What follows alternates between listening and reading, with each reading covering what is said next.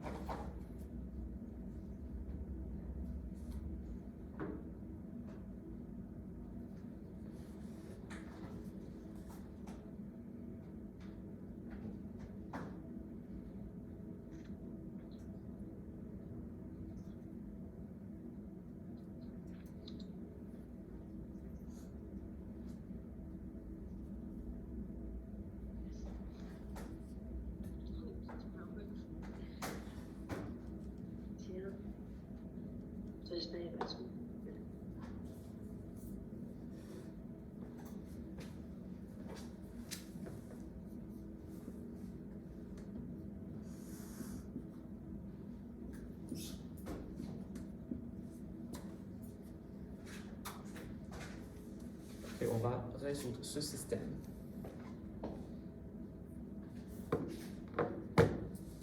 Oui.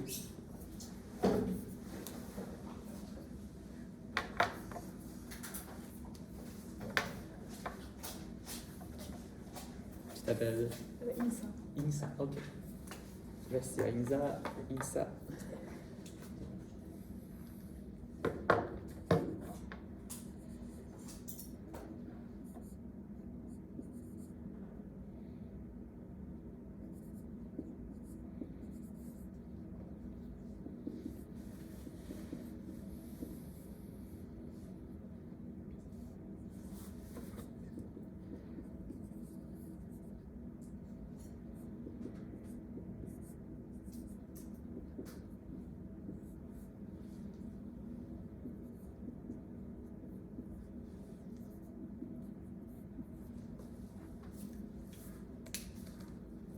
Ok, merci beaucoup. Et tu peux continuer si tu veux. Par exemple, exercice 2 et 3. Tu peux écrire ouais, vers la gauche. Ici. Ok, ouais.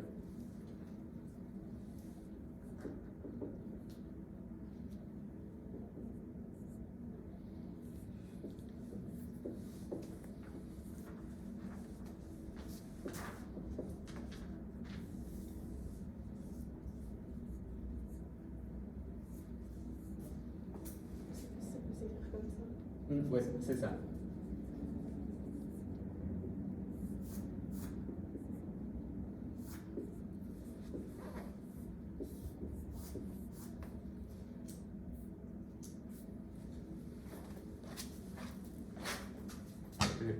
Vas-y, continue. Oui, c'est correct.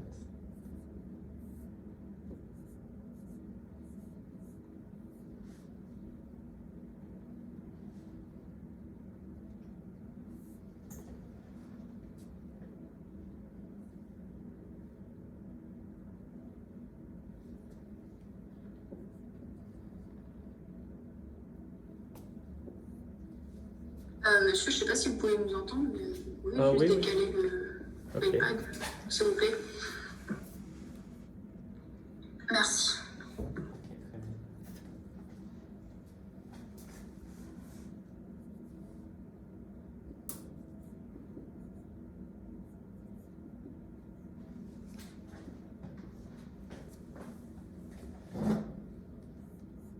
Ouais, et pour ceux qui sont à distance, n'hésitez pas à parler parce que je ne vois pas très souvent l'écran. Et donc, si vous écrivez, c'est probable que je ne vois pas tout de suite.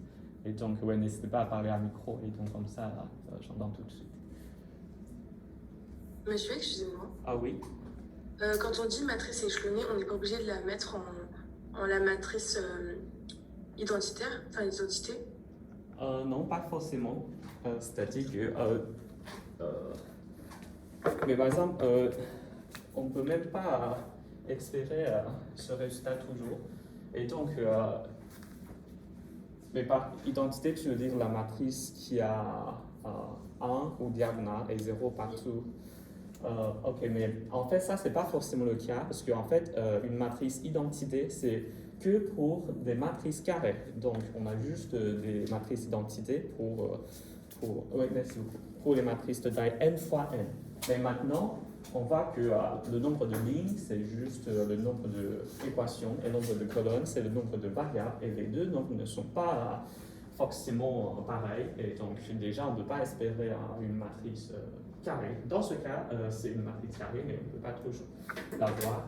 Et sinon, on peut aussi avoir, par exemple, 1, 1, 1 et 0, 0, 0. Et donc, c'est vraiment cette information qui nous donne des solutions pour ce système. Si on peut toujours arriver à une matrice identité, et donc c'est pas intéressant parce que ça nous dit que enfin, c'est toujours la même solvabilité ou quoi. C'est-à-dire qu'on peut toujours résoudre ce système en regardant une matrice identité. Mais en fait, on peut être proche, c'est-à-dire que si on met tous les 1 à gauche et à gauche en haut, on peut toujours trouver une forme comme ça, quitte à échanger des variables. Par exemple, je peux renommer x1, x2, x3 comme x3, x2, x1. Et donc, en fait, ça, c'est des opérations sur les colonnes. Mais pour l'instant, on ne fait que des opérations sur les lignes. Donc, on ne peut pas forcément avoir cette forme. C'est-à-dire que parfois, ce qu'on obtient, c'est comme ça. Ça, c'est une matrice échelonnée aussi. Et même pour ces coefficients-là, on n'est pas obligé de multiplier pour avoir 1 à la fin. On peut avoir par exemple lambda. Dès que lambda est différent de 0, on appelle ça une matrice échelonnée. Okay. Donc, ce n'est pas forcément une identité. Ça veut dire qu'on peut arriver à différentes matrices échelonnées à la fin? Oui, c'est ça. Oui, c'est ça. Oui, bien sûr. Oui. Selon les opérations que vous faites, il y a plusieurs possibilités. Donc, la réponse n'est pas unique en fait. D'accord, merci. Oui. Mais ce qui est important, c'est que même si on a des matrices différentes, mais l'ensemble de solutions reste pareil. Okay. C'est pour ça qu'on fait ces opérations élémentaires. C'est vraiment pour garder l'ensemble de solutions. Donc, en fait, on peut voir par exemple la matrice de départ. Ça, c'est équivalente dans ce sens à la matrice échelonnée à la fin. Donc, les deux matrices ne sont pas identiques, bien sûr, mais ils ont le même ensemble de solutions. Okay.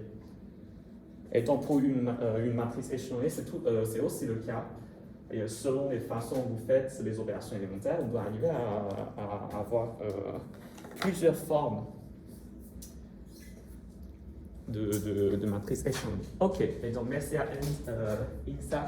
Ok, on va vérifier. Et donc d'abord, on veut résoudre ce matrice à la main.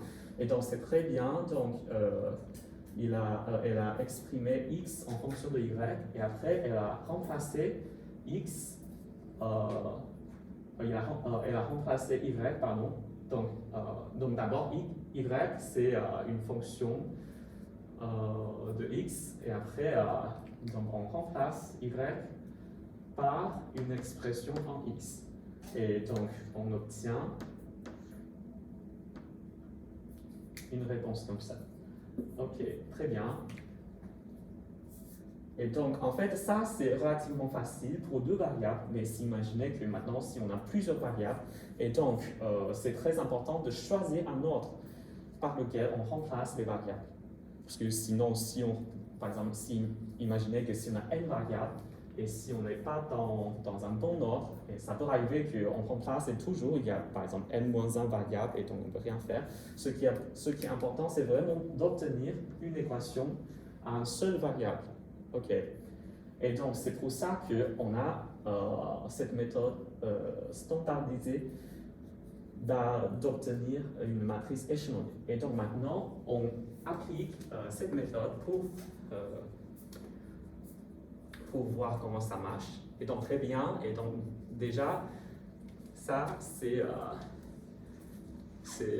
ce système linéaire donné par un produit matriciel. Ok, mais juste une petite détail, et c'est pas nécessaire de mettre A égale, mais je suppose que peut-être tu veux dire A est cette matrice, c'est ça? Ou ok. Ok. Mais dans ce cas-là, la matrice augmentée, c'est une autre matrice, et donc on ne peut pas utiliser la même lettre. Donc, en gros, j'efface juste ça parce que je crois que c'est pas nécessaire. Ok, donc déjà très bien, et donc ça c'est ce système écrit sous la forme de produit matriciel. Et ça, c'est la matrice augmentée. En mettant juste les coefficients à droite, donc c'est notre constant, comme une dernière colonne supplémentaire. Et après, on fait les opérations élémentaires sur les lignes. Ok, très important. Maintenant, on fait que de opérations sur les lignes. Ok. Donc ici, en fait, on va écrire qu'est-ce qu'on a fait. Donc on a remplacé la ligne 2 par la somme de ligne 1 et ligne 2. C'est ça? Ok. Pourquoi on veut faire ça? Parce qu'on peut obtenir un 0 ici. Et ça, c'est une matrice échelonnée. Okay. En fait, si on a plusieurs lignes, on veut toujours un -1 ou un 1 ici, et donc on peut utiliser cette ligne, cette première ligne, à annuler tous les coefficients en bas de la première colonne. Okay. Donc même si on a 3 lignes ici, et on peut utiliser ce coefficient non nul à annuler tous les coefficients qui sont en bas. Okay. On va voir ça dans l'exercice 3, parce que ici on n'a que 2 lignes et 2 colonnes. Et donc maintenant, c'est déjà une matrice échelonnée. Mais est-ce que ça, c'est la seule solution? Pas nécessairement, parce qu'on a aussi le droit de multiplier une ligne par un nombre non nul. Par exemple, on peut juste multiplier cette ligne par 1 sur 2, et donc ça nous donne 1 et 3 sur 2. Mais en fait, ça ne change pas grand-chose, parce qu'en tout cas, juste avec cette ligne, on peut résoudre y tout de suite. Bonjour. Ah non, ne t'inquiète pas. Donc, juste avec cette ligne, on peut avoir une réponse pour la valeur de y tout de suite. Parce que cette ligne veut dire juste 2 fois y est égal à 3. Et donc, on résout y est égal à 3 sur 2. Et après, on peut remplacer y par 3 sur 2. Et dans la première ligne, ça nous donne la valeur pour x. Et c'est exactement le même résultat qu'on a obtenu avant.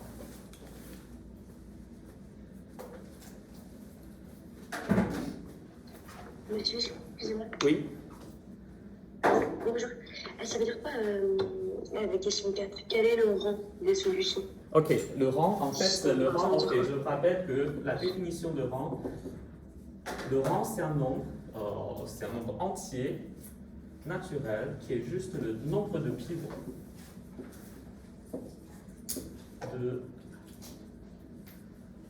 de cette matrice, mais pas la matrice augmentée. Ok.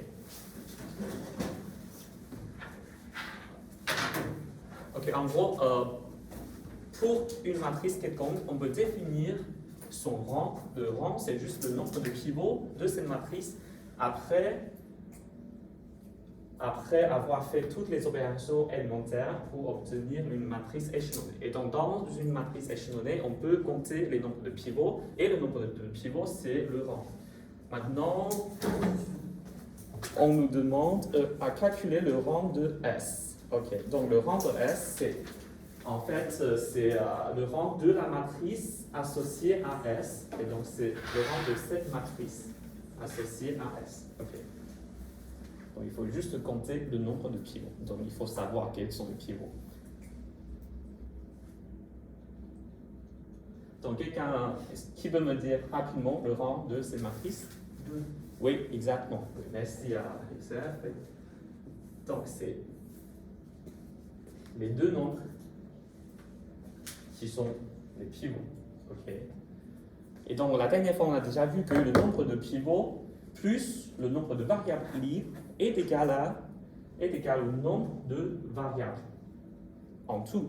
Donc ici, on a 2 variables et le rang est égal à 2. Donc on n'a pas de variables libres. C'est pour ça qu'on a une seule solution. Sinon, si on a une variable libre, et donc on va avoir toujours un nombre infini de solutions si les solutions existent. OK.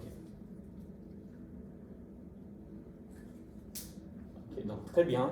Et donc ça, c'est avec un exemple de taille 2 x 2. Et après, on va faire un peu plus compliqué. Dans l'exercice 3, donc c'est toujours la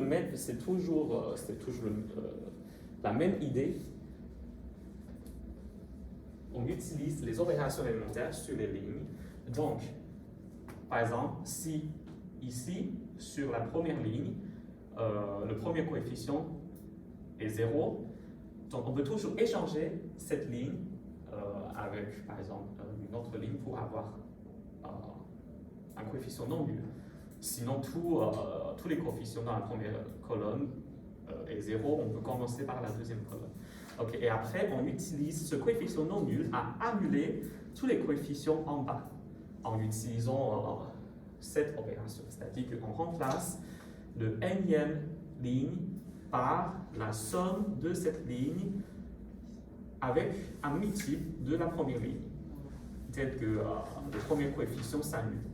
Okay, donc maintenant, on obtient 0, 0, 0, 0 en bas. Et après, on commence par la deuxième ligne. On utilise ce coefficient non nul à annuler tous les coefficients en bas. Okay, mais bien sûr, si ce coefficient est nul et il y a un coefficient non nul en bas, on peut échanger les deux lignes et sinon on commence par la troisième ligne. Ok, donc l'exercice 3. On fait l'exercice 3 pour voir cette idée.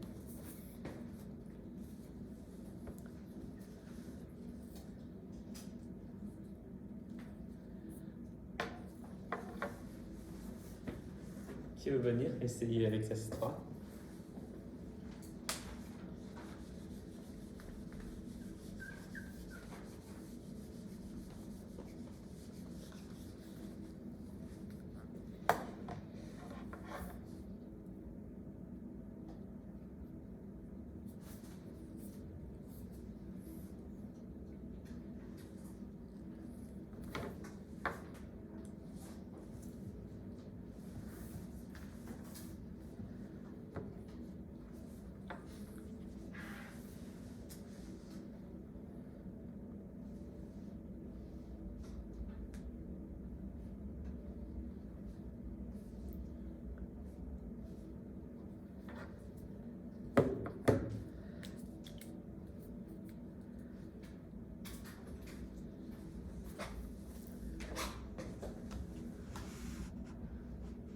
D'abord, j'ai écrit le système en question en forme de produit matriciel. Je crois que ça, c'est facile déjà. Donc, si vous connaissez comment faire, vous pouvez continuer. Sinon, je fais ici. Donc, comment déterminer la matrice associée à ce système? On prend d'abord toutes les variables. Donc, ici, c'est x, y, z et t. Comme une matrice de taille 4 fois 1, donc c'est un vecteur, on peut l'imaginer comme un vecteur. Et après, la matrice à gauche, c'est juste les coefficients qui apparaissent dans les combinaisons linéaires de x, y, z et t. Par exemple, si on regarde la première ligne, donc les coefficients pour x, y, z et t sont 1, 2, moins 1, 1 respectivement. Et à droite, la constante, c'est 1. Et pour la deuxième ligne aussi, on regarde les coefficients pour x, y, z et t. Dans la deuxième ligne, c'est 1, 3, 1, moins 1. Et le nombre constant, 2. C'est pareil. Pour la suite.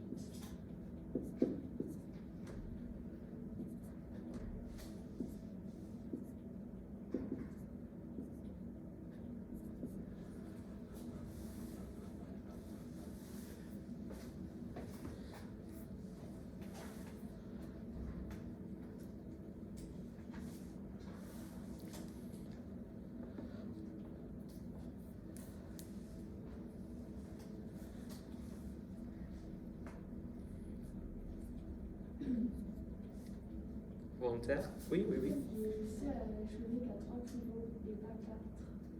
Enfin, j'ai pas la fin. J'arrive pas à.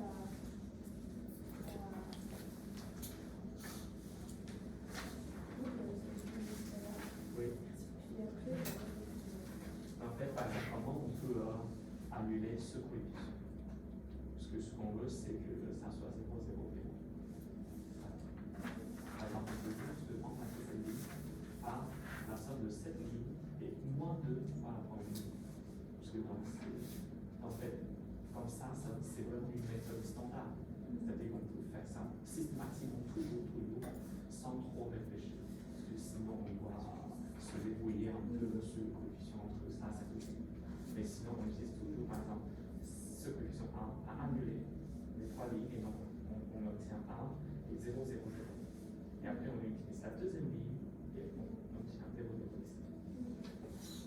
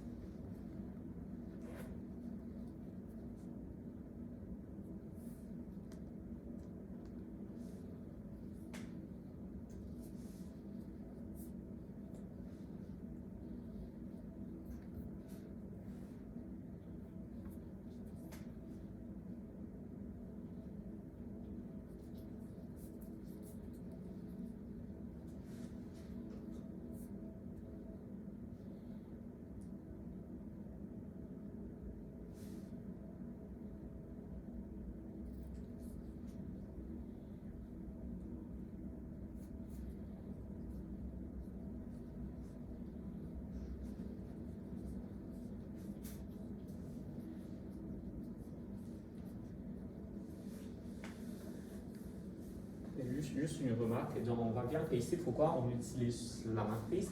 Parce qu'essentiellement, c'est juste les coefficients sur lesquels on fait des manipulations. Donc, ce n'est pas la peine de toujours garder toutes ces variables x et y, parce qu'en gros, ce qu'on fait là-bas, on peut toujours l'écrire sous forme de système linéaire comme ça. C'est-à-dire que, par exemple, si on remplace la deuxième ligne par la somme de L1 et L2, c'est juste comme ici, on peut remplacer cette équation par la somme de ces deux équations. Et donc ce qui change, c'est juste les coefficients et les variables sont toujours là. Et donc, ce n'est pas la peine de toujours écrire toutes ces variables. Et donc, on peut imaginer que c'est juste, on regarde tous les coefficients et donc c'est la forme de matrice, quoi.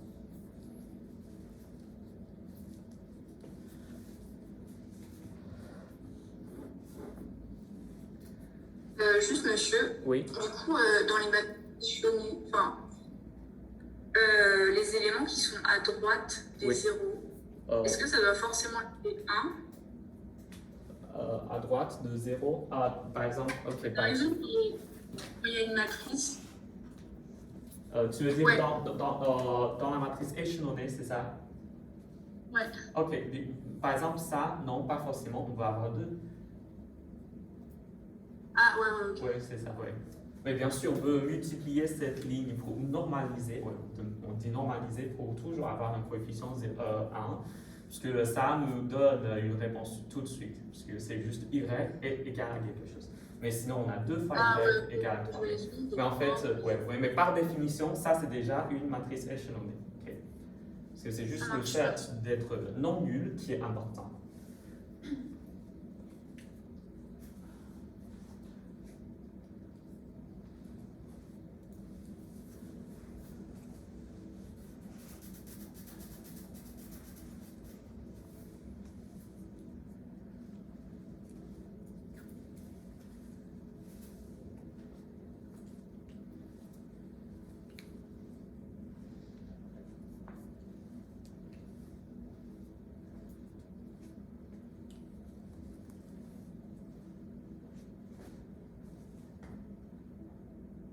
Et oui, très bien. Je vais écrire ça.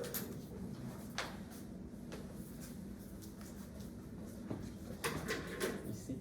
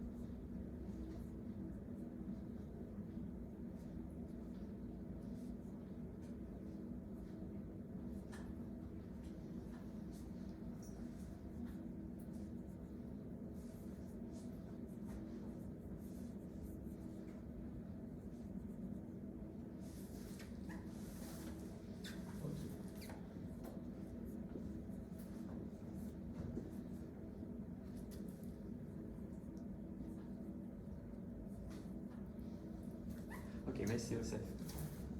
Oui, c'est très bien. Donc, c'est exactement ça. Donc, on va corriger ça ensemble. Donc, d'abord, on écrit la matrice augmentée. Donc, en mettant juste les coefficients à droite comme une colonne ici. Et après, on fait les opérations élémentaires sur les lignes. Donc, c'est très bien que Youssef il a marqué les opérations qu'il a fait. Donc, d'abord, ici, le premier coefficient est déjà non nul. Donc, c'est très bien. Donc, c'est le premier pivot. Et on utilise ce pivot à annuler tous les coefficients en bas de la première colonne. Comment on fait?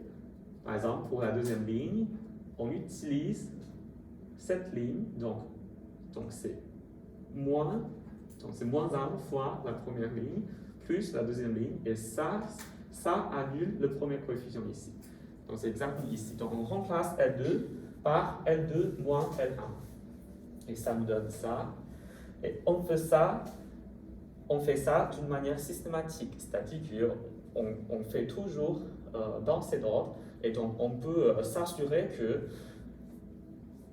on arrive à trouver une forme échelonnée à la fin, toujours. Okay. Mais bien sûr, on peut aussi essayer de faire des combinaisons aléatoires entre ces lignes pour voir si jamais on peut annuler des coefficients quelque part. Mais ça, ce n'est pas systématique. Donc, on ne peut pas avoir une méthode efficace. Mais dans ce cas-là, on fait comme ça. Donc, on peut toujours arriver à une forme échelonnée à la fin. C'est-à-dire que, donc, d'après les premières opérations sur L2, L3 et L4, sur la première colonne, on est bon, et après, on utilise la deuxième ligne. Et donc, le premier coefficient non nul, c'est ici. Donc, ça nous donne déjà le deuxième pivot. Et après, c'est la même chose. On utilise des multiples de cette ligne pour annuler les coefficients en bas de ce pivot. Okay. Donc, tous les coefficients au-dessous de ce pivot doivent être annulés par des multiples de cette ligne. Donc, par exemple, pour annuler les 3, comment on fait? On multiplie cette ligne par moins 3 et on ajoute cette ligne à cette ligne. Donc, c'est ça. On remplace L3 par L3 moins 3 fois L2. OK? Et donc, on fait comme ça. Et à la fin, on obtient ça. Et ça, c'est un système linéaire qui a le même ensemble de solutions comme notre système de départ. OK. Et la dernière équation se traduit en une équation 0 égale à notre non nul. Donc, bien sûr, il n'y a pas de solution. C'est une contradiction ici. Et le rang de cette matrice, c'est-à-dire que la matrice non augmentée, c'est le nombre de pivots, et on a 3 pivots, et donc c'est très bien. Donc c'est les 3 nombres qui sont les pivots dans la matrice échelonnée. Donc cette matrice a pour rang 3. Mais la matrice échelonnée a pour rang 4. Si on regarde la matrice augmentée a pour rang 4. Ok, la matrice augmentée a pour rang 4. Pourquoi? Si on regarde la matrice augmentée, ça c'est la forme échelonnée pour la matrice augmentée. Donc ça c'est la 4e pivot. Ok, donc ici le rang de cette matrice n'est pas égal au rang de la matrice augmentée, et donc on n'a pas de solution. Mais concrètement, c'est juste la dernière ligne qui est une contradiction, qui nous bloque à trouver une solution. Ok. Juste une... Monsieur, Oui. excusez-moi, je ne comprends pas en fait parce que dans ma tête, les pivots c'était tous décalés de gauche à droite. Et là, il n'y a pas de 3e pivot. Je comprends pas. Ça, c'est le 3e pivot, c'est 9. Donc ça ne dérange pas si dans la ligne d'à côté, il n'y a pas entre 1 et 9, il n'y a pas de pivot là sur la 3e colonne. Ah non, ça dérange pas, non, ça dérange pas, oui. Ah, ok, Ouais. d'accord. En fait, Okay. on peut dire que quitte à échanger les ordres de variables, par exemple, on peut bien sûr mettre t ici et z ici, parce que ça ne change pas du tout les solutions. Et donc, on peut avoir, par exemple, 9 ici et 0 ici. Ah, Ok. d'accord. Ouais. Mais maintenant, on insiste qu'on fait que des opérations sur les lignes. C'est-à-dire qu'une fois on fixe l'ordre de toutes les variables, on ne change pas les colonnes. Ok, donc ça c'est informationally.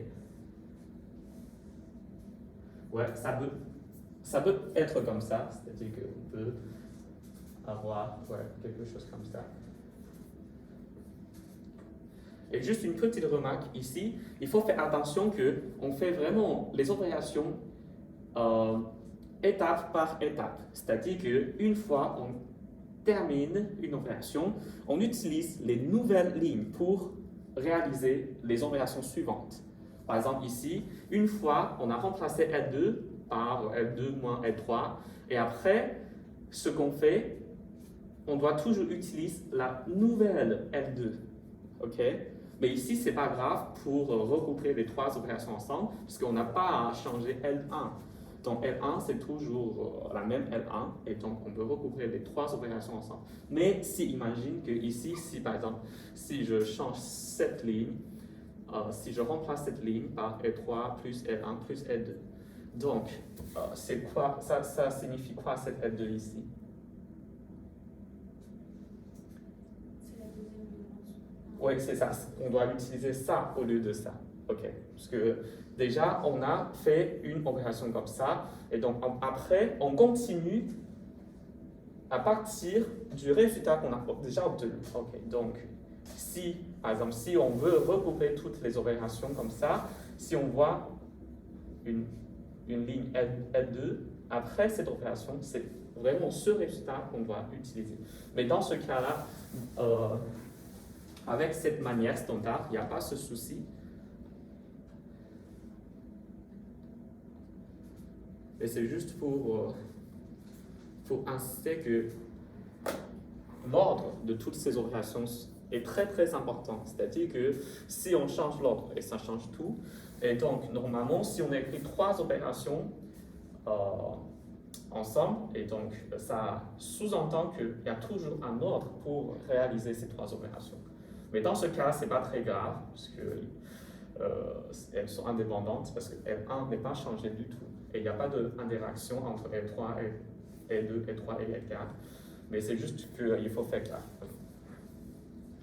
Ok, très bien.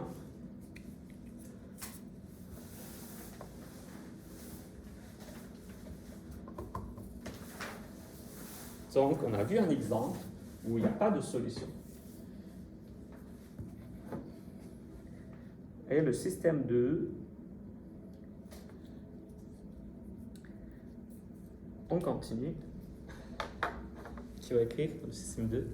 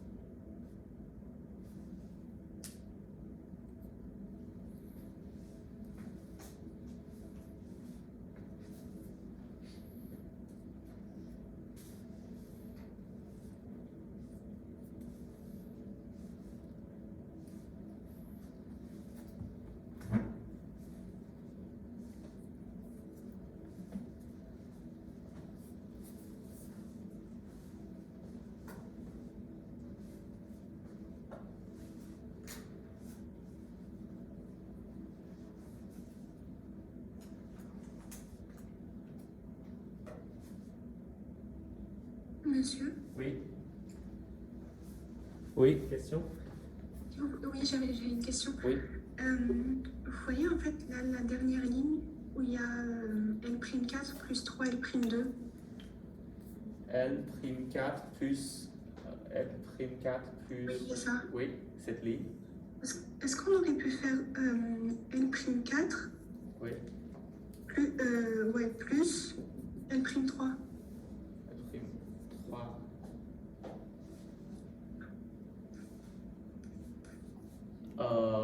Non. En fait, si on fait dans cet ordre-là, et donc en fait, l'opération qui sont juste devant cette opération nous donne 0, 0, 0, 9 et 0, moins 3, moins 6, moins 1. Ok, donc si on fait comme ça, mais ici c'est déjà 0. Et donc ça annule pas ce coefficient. Mais si on veut vraiment utiliser cette ligne, L3, Oui, après, mais ce sera nul aussi. oui, donc on doit d'abord faire ça au lieu, on doit d'abord faire cette opération avant de réaliser cette opération. Ok. Mais après, en fait, donc le but c'est juste de annuler ce coefficient-là. Mais en utilisant cette ligne, et donc comme dit, c'est plus systématique, et donc c'est pas nécessaire de toujours réfléchir à quelle ligne on doit utiliser pour annuler ce coefficient. Parce que ouais, si on voit que ouais, 3 et moins 3, ouais, ça s'annule entre les deux, et donc on doit d'abord utiliser cette ligne pour annuler ça, et après on utilise la première ligne, la deuxième ligne 1 pour annuler ce 3, et après on peut faire... Ah oui, mais ce qui est bien en utilisant ça, c'est qu'on obtient 0, 0, 0, 2, ouais, donc on obtient quelque chose avec 2 zéros. Ouais, on peut faire comme ça, mais il faut faire attention que donc cette méthode ne marche pas du tout, c'est-à-dire qu'on doit vraiment faire L4 plus L3 avant de faire L3 remplacé par L3 plus L1, ok? D'accord, merci. Oui, c'est ça, ouais. Ouais, bien sûr, il y a un nombre infini de possibilités pour réaliser ces opérations, pour obtenir une matrice échelonnée. Mais ça, c'est juste, comment dire, c'est une manière standard dans le sens où on peut toujours faire comme ça sans trop observer les relations entre les coefficients, quoi. Mais bien sûr, si on voit tout de suite, il y a par exemple 0, 3, 6, 3, et il y a 0, moins 3, moins 6, moins 3, et donc bien sûr, on a vraiment hâte d'ajouter ces deux lignes pour obtenir 0, 0, 0, 0. Okay.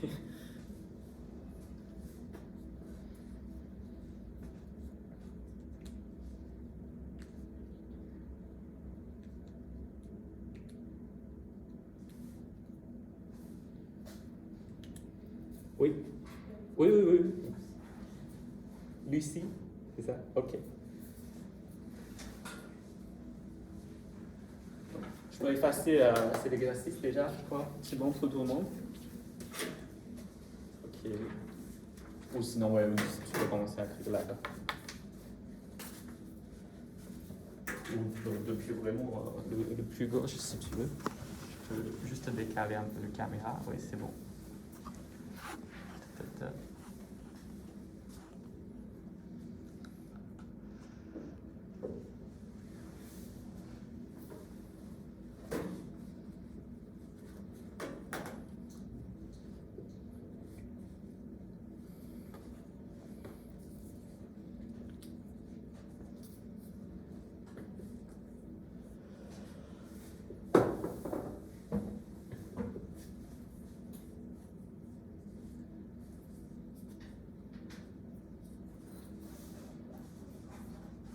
Oui, je dis encore une fois qu'il n'y a pas de solution unique. Dès qu'on arrive à trouver une forme échelonnée et on gagne, c'est juste que cette méthode est plus ou moins standard, dans le sens où ça marche toujours. Mais si on peut se débrouiller avec des techniques et avec des manipulations sur les lignes, et, donc dès qu'on trouve la matrice échelonnée, c'est bon. Okay.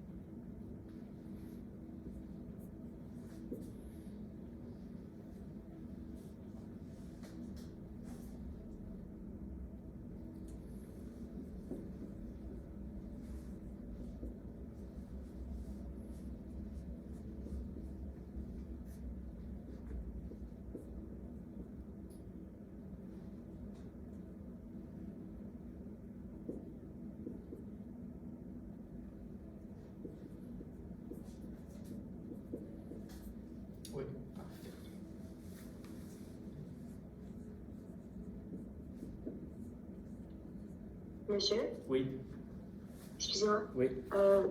Pour la... J'ai perdu le truc. Est-ce qu'on est toujours obligé de faire en fonction de L1 ou on peut faire en fonction d'autres lignes? C'est-à-dire Par exemple, moi, la dernière, j'avais fait L4 moins L2. Au lieu de faire L4 moins 2 L1. Ok, merci Lucie. Ok, tu veux dire pour cet exercice, pour S2? Et pour Ouais. ça, par exemple, tu veux dire au lieu de faire ça, J'avais fait L4 moins L2. ok, donc, tu as fait ça, c'est ça. J'ai pas fait une flèche comme ça, mais j'arrive pas très bien à le lire.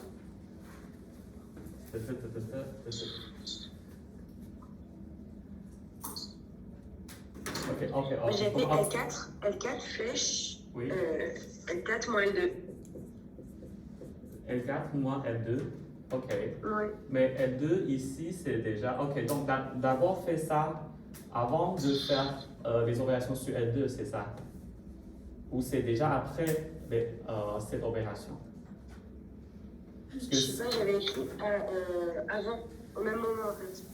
Oh non, en fait, il n'y a pas de au même moment. Ok, ça c'est vraiment ce qu'il faut faire attention. Il n'y a pas de au même moment. C'est-à-dire qu'on doit vraiment faire une opération après une autre. Ok, donc il y a vraiment un ordre strictement défini sur les opérations. Ok, ici on écrit ça. Ça a l'air comme au même moment, c'est parce que les opérations sont indépendantes dans le sens où on utilise juste, par exemple, ok, ici on utilise. Ok, donc en gros, c'est qu'on utilise des trucs qui ne sont pas changés avant.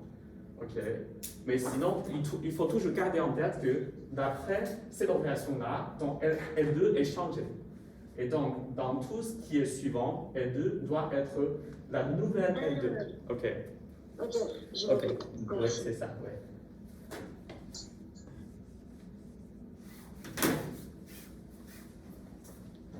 Ok. Donc en fait, ça c'est vraiment juste une écriture, mais il faut toujours garder en tête que ouais, ça c'est la première opération qu'on fait, et après on fait la deuxième. En utilisant le résultat qu'on a déjà obtenu avant. Ok. Ok, ça c'est vraiment très très important. Ok.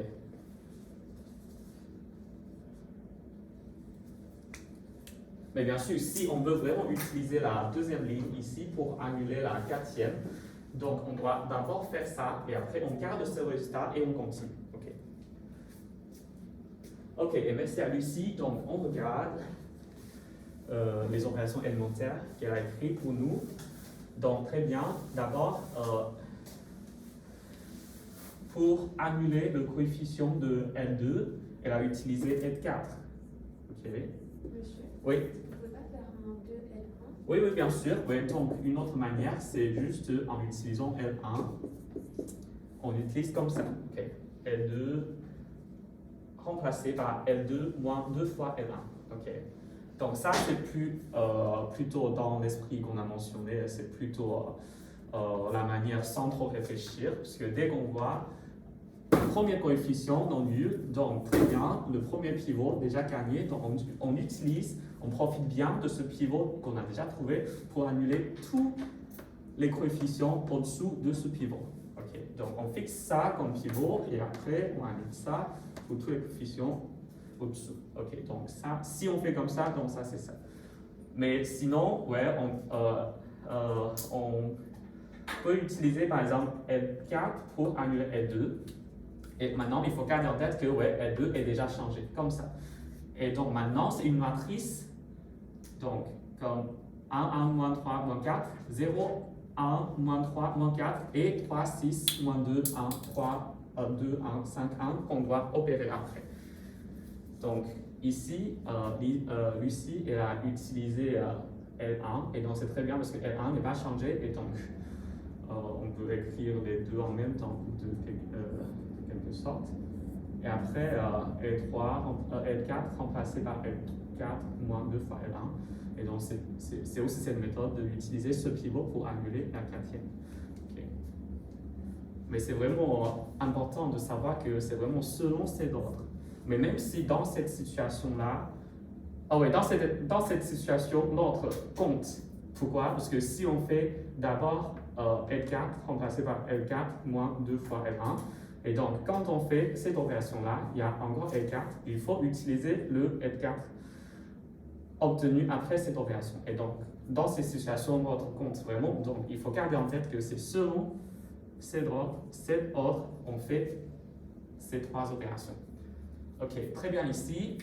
Donc maintenant, quel est le deuxième pivot qu'on obtient? C'est le 1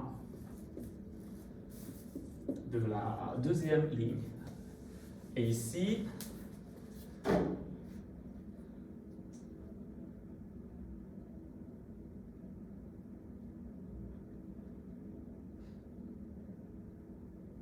et 3,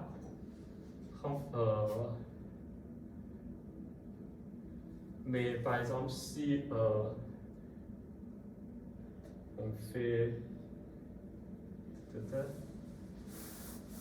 et ici, donc L3 c'est comme ça, mais si on remplace L3 par L3 fois 3 fois L1, on doit avoir un 3 ici, non? Je pense que c'est en dessous en premier, en bas de la colonne, tout en bas à gauche. Tout en bas à gauche. Ici avant. Non? Et après on remonte en haut. C'est ça là? Non, non, c'est vraiment ici. Donc Lucie, oui. Je me suis trompée C'est L2 ou c'est L4. L4?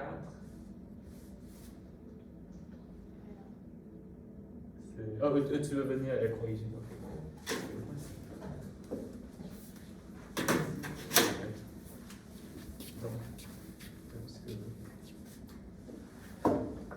Donc ouais, maintenant on est comme ça et on cherche à annuler 3 et moins 1.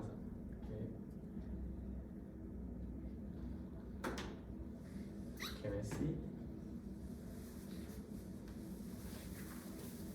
Ok, donc Lucie, elle utilise 3 fois L2, 3 fois L4, pardon. Et donc on remplace L3 par L3 plus 3 fois L4. Ok, et ça nous donne un 0 ici. Ah oui, c'est bon. Ok. Et après, ah oui, c'est bon maintenant. Mais bien sûr, une autre manière, si on veut utiliser ce pivot, comment on peut faire? On peut faire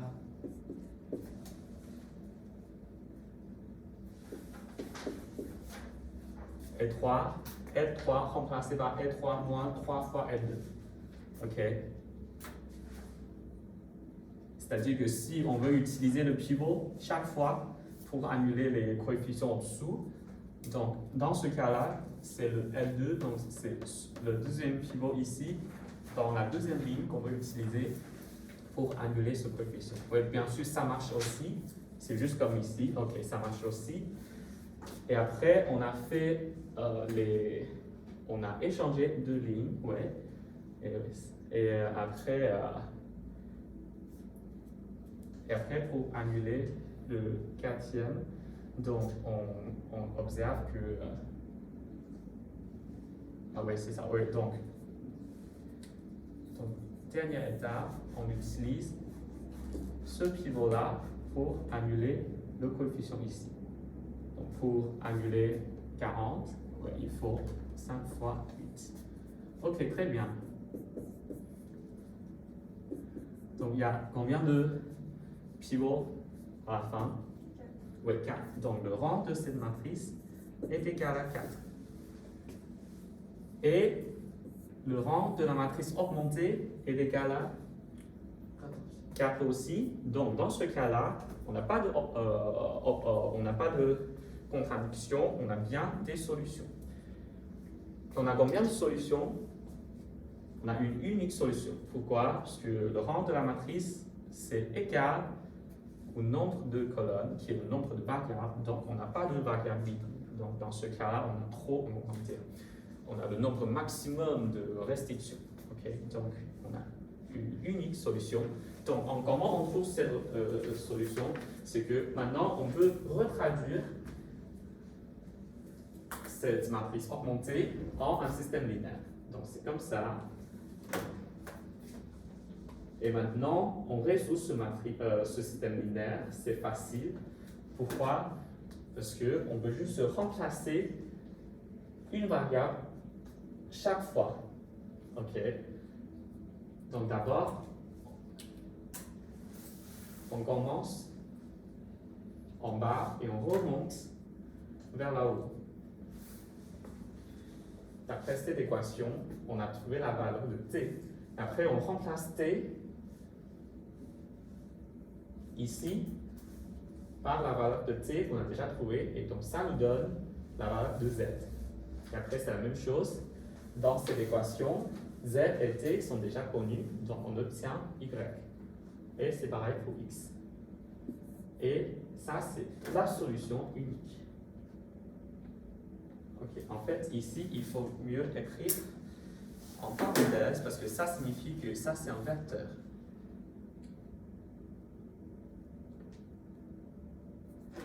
C'est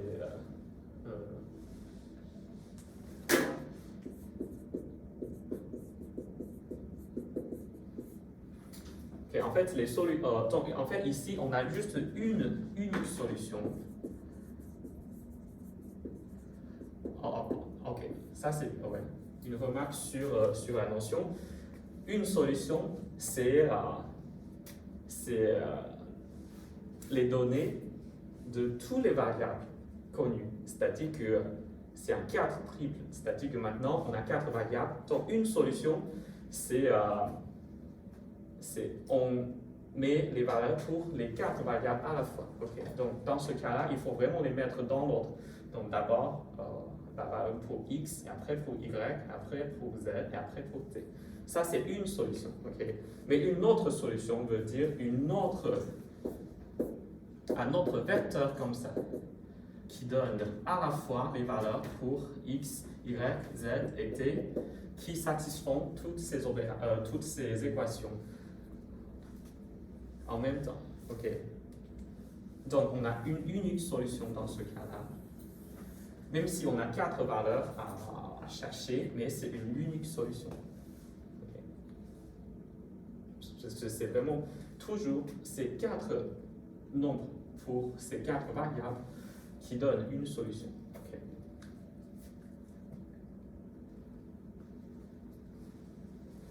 Et donc, très bien.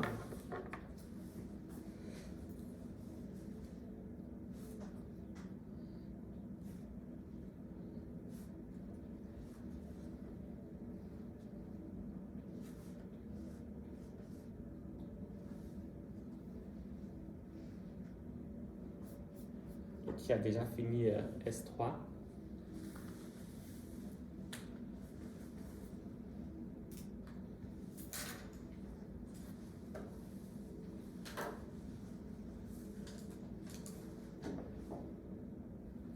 Ils comparent même parce que c'est la variable libre. Ouais, c'est là. Est-ce qu'il peut mettre des solutions avec ça?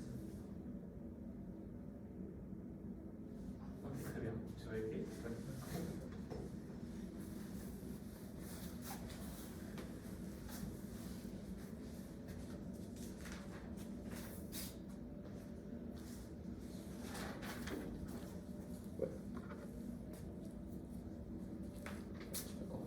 Tu commences par ici.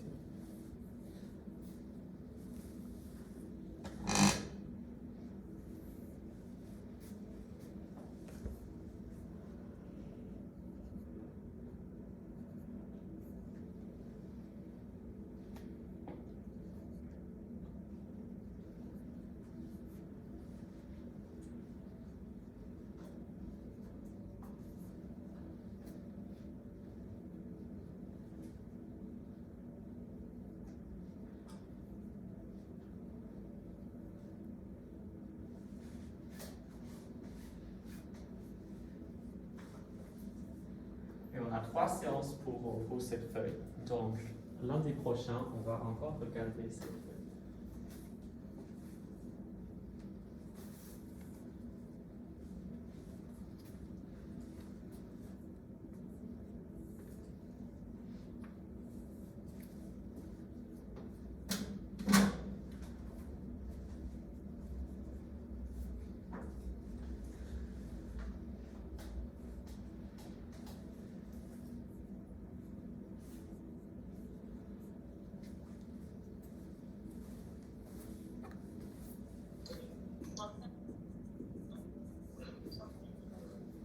Michel. Oui, question. C'est quoi l'ordre des matrices Dans quel ordre c'est la correction? C'est sur la correction. Et où ça? Non, dans quel ordre juste la première en haut, juste à gauche? Dans quel ordre on a écrit? Il y a les trucs entre parenthèses, juste dans quel ordre on les a écrits? Ici? Non, pas ça. Juste à chaque fois, on a changé la matrice au fur et à mesure. Oui. Et je sais pas si vous avez de gauche à droite ou de haut en bas. Non, mais c'est pas grave. Dans la rédaction de l'exercice, je veux dire. Dans quel ordre je dois écrire Dans quel ordre on doit écrire ça? Tu veux dire la flèche?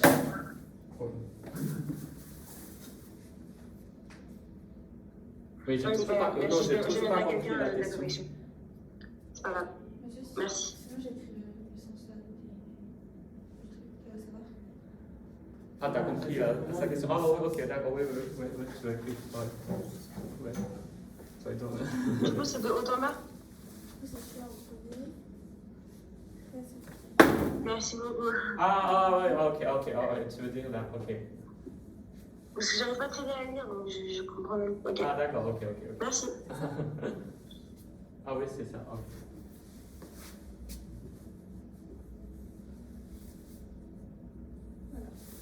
Ok, merci. Merci. Oui, aussi, s'il y a d'autres camarades à distance qui peuvent aider vos camarades, vous pouvez aussi écrire dans le chat. Oui, en fait, si vous voulez, pour ceux qui sont à distance, vous pouvez avoir des discussions dans le chat entre vous aussi.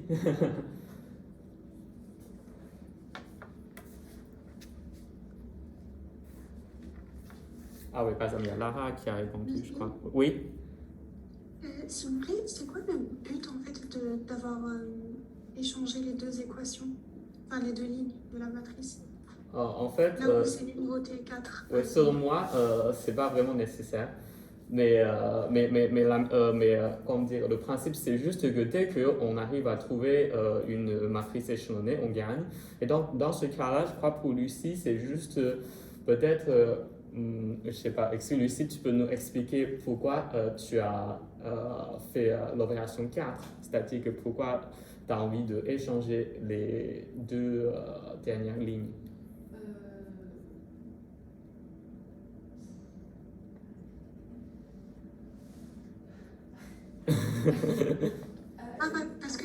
Parce que c'est plus facile pour les calculs, non? Ah oui, en fait, ouais, c'est ça. Ok, donc, C'est ça? Oui, c'est ça. Et donc, Lucie pensait que c'était plus facile pour le calcul. Mais en fait, ça marche aussi sans avoir fait cette opération. Okay. Merci. Ouais, c'est juste que, au lieu d'utiliser la multiplication par 5, on utilise la multiplication par 1 sur 5. Ouais. Ouais, ça montre aussi qu'il n'y a pas de solution unique pour les opérations qu'on fait.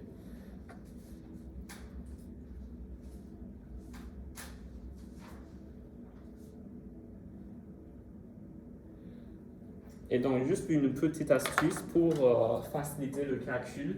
Donc, parfois, on veut juste un nombre petit qu'on veut manipuler. Donc, on veut utiliser ces multiples pour annuler les autres. Et c'est pour ça que parfois, on normalise le pivot, c'est-à-dire qu'on veut toujours que le pivot soit égal à 1. Donc, dans ce cas-là, on peut faciliter le calcul dans le sens où on utilise juste un multiple de cette ligne qui correspond au coefficient en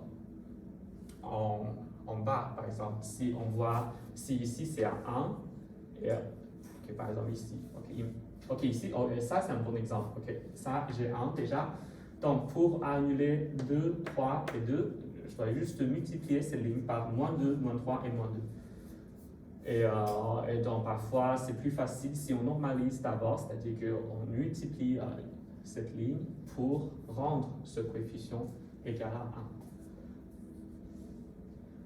Ou sinon, par exemple, si tous ces coefficients sont très grands, mais le coefficient dans la dernière ligne est égal à 1, on peut échanger ces deux lignes pour obtenir 1 au début. Okay. C'est vraiment juste des astuces qu'on peut utiliser parce qu'on est très libre de choisir les opérations qu'on peut. Dès qu'on arrive à trouver une matrice échelonnée, c'est bon.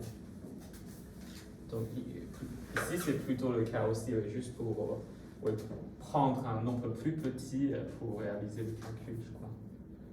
Par exemple, un cas extrême peut être, par exemple, on a juste des nombres un peu aléatoires et on a 1 à la fin, et donc on voudrait bien échanger ces deux lignes pour avoir 1 au début et donc pour utiliser 1 à annuler les autres coefficients.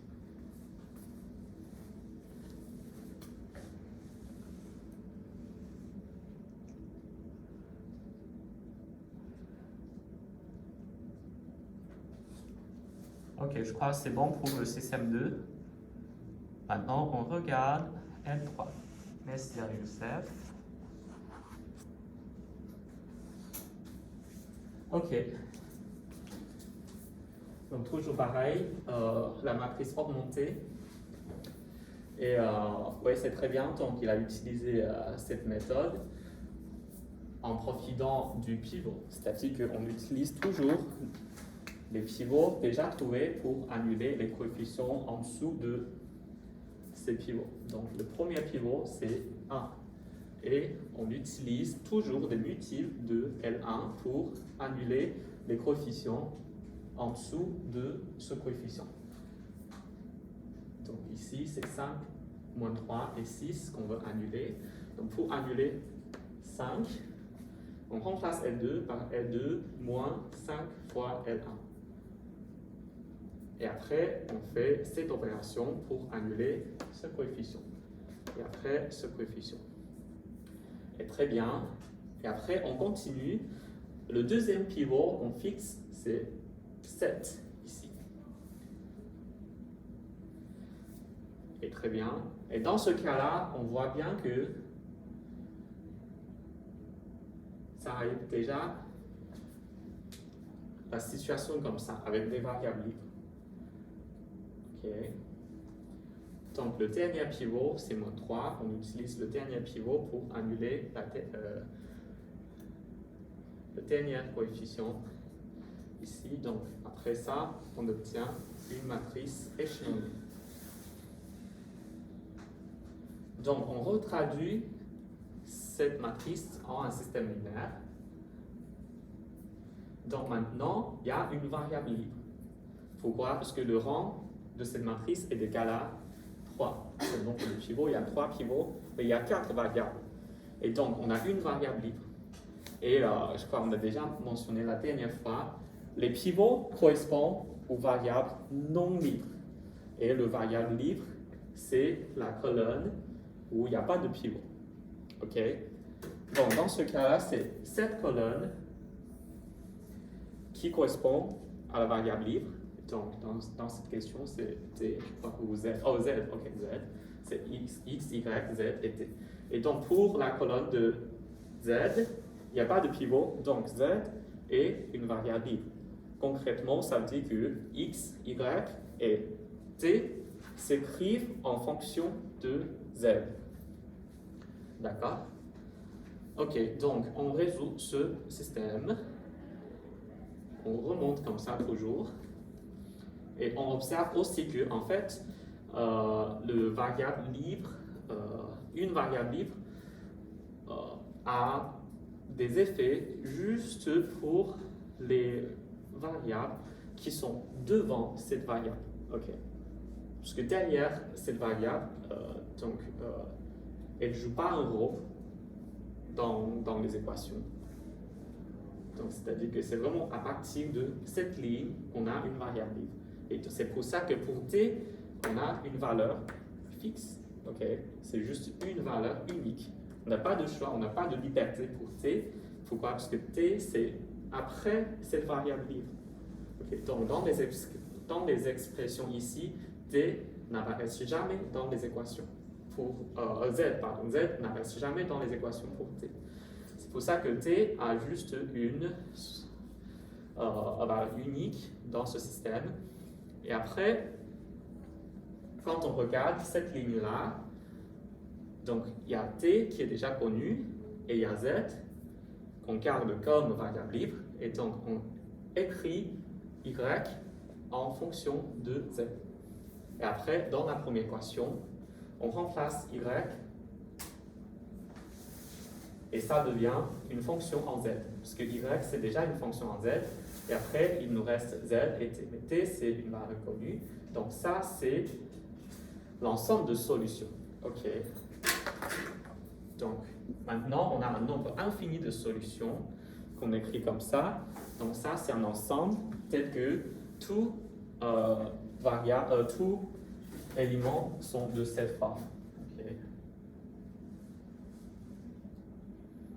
Donc d'abord, une solution, c'est un vecteur à 4 coefficients. Donc l'ensemble de solutions, c'est un ensemble de vecteurs de cette forme, avec z dans R, par exemple. OK?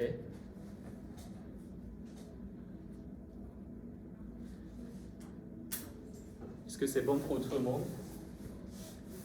Et le rang de cette matrice est égal à 3, parce qu'il y a 3 pivots, et le rang de la matrice augmentée est égal à 3 aussi. C'est pour ça qu'on a des solutions. Sinon, on a des contradictions qui nous empêchent d'avoir des solutions. Okay. Donc le rang de cette matrice est bien égal au rang de la matrice augmentée, donc on a bien au moins une solution. Et dans ce cas-là, le rang est strictement plus petit que le nombre de variables. Donc on a des variables libres, et le nombre de variables libres est la différence entre le nombre de variables et le rang. Donc on a une variable libre, c'est pour ça qu'il y a juste une lettre qui apparaît dans cette écriture générale pour une forme générale de solution pour ce système. OK. Monsieur, Oui. une question. Oui. En haut à droite, Oui. il y a écrit x moins y plus z plus t égale à 0. À 0. Ici, oui. Oui. Donc en fait, ça c'est. Oui. Ah, ok, je vois. Oui, parce que ici c'est 3, non? Oui, ok. Ah oui, oui, c'est ça. Ah oui, c'est 3, oui, merci. Oui, ça doit être 3. Et après, est-ce que c'est bon? Oui, ok. Juste vérifier rapidement. Oui, juste pour le calcul. Et si vous avez bien compris la méthode, je crois. C'est bon.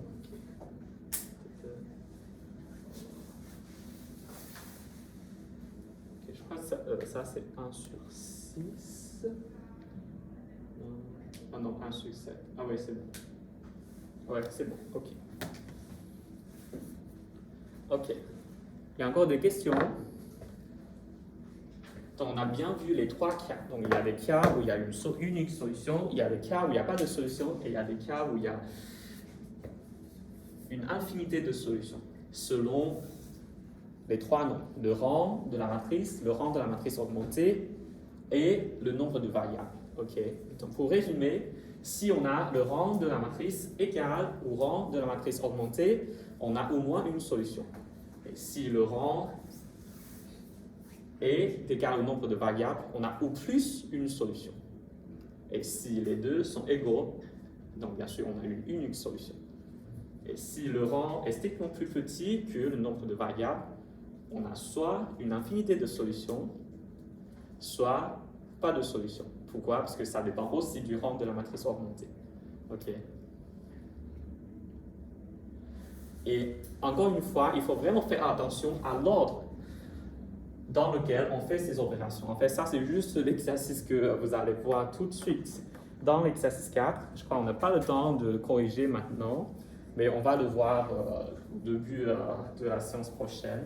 Donc, dans l'exercice 4, c'est juste pour vous prévenir, c'est ce que peut-être vous auriez tendance à faire, c'est que si on veut faire des opérations en même temps, entre guillemets, ce qui est strictement interdit, on pourrait avoir des solutions pas correctes ou quoi. Ok. Donc, ouais, si vous voulez continuer, vous pouvez déjà faire l'exercice 4. On va corriger ça la semaine prochaine. Monsieur, je sais ça. Oui, Pourquoi est-ce que dans les solutions, oui. enfin, le troisième terme, c'est un Z seulement? Quelque part ici. Dans la solution, entre parenthèses. Oui, oui. Il y a un Z à côté du 0, le troisième terme. Oui, c'est ça. Ça, c'est juste Z. Parce que ça, c'est la variable libre qu'on garde. C'est-à-dire, oui, en gros, on doit trouver un vecteur qui correspond à X, Y, Z et T. Et on garde cette Z et on exprime tous les autres en fonction de Z. Et T est déjà connu, et donc T c'est juste égal à 0, et X et Y sont écrits comme fonction de Z. Mais Z c'est juste Z. Parce qu'en gros, on doit trouver un 4 triple de X, Y, Z et T. Ok? Donc si tu veux, ici c'est juste Z égale à Z ou pas.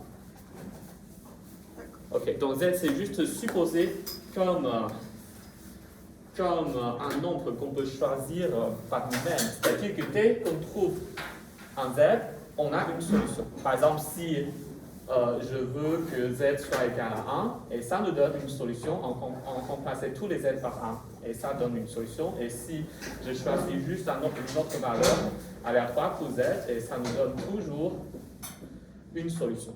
Okay. C'est pour ça qu'on garde cette Z en tant que variable libre. Donc ça, c'est une écriture générale. Mais si on veut trouver les solutions explicites, il faut juste choisir une valeur pour Z. C'est clair? Ok. Merci. Ok, à la semaine prochaine alors. Merci. Au revoir. Au revoir, bonne journée. Au revoir.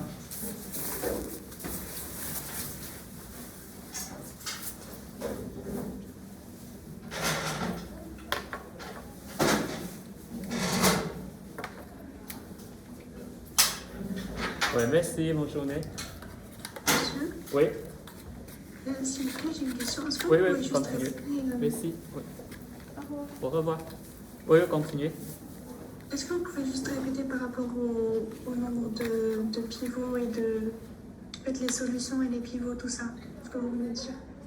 Tu veux dire le nombre de pivots et le nombre de rangs et le nombre de rangs de la matrice augmentée? Ok, d'accord. Donc le nombre de rangs, c'est le nombre de pivots.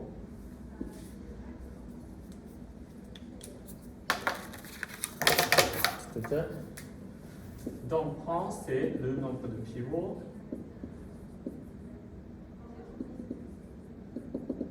Et si le rang de la matrice, rang de A, est égal à rang de la matrice augmentée, ça veut dire qu'on a des solutions. Ok. Ou moins une solution.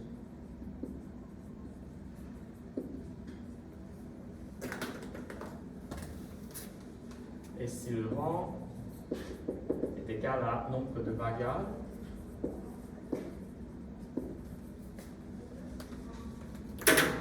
on a tout plus une solution.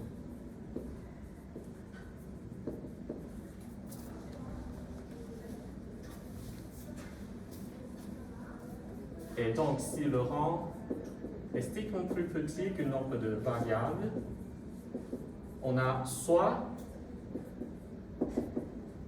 un nombre infini de solutions,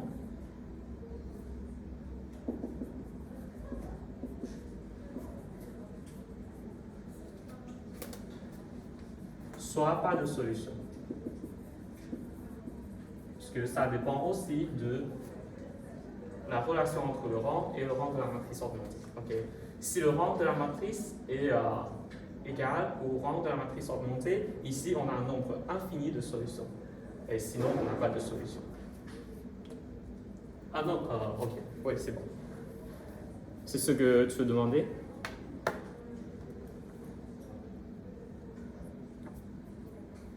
C'est bon?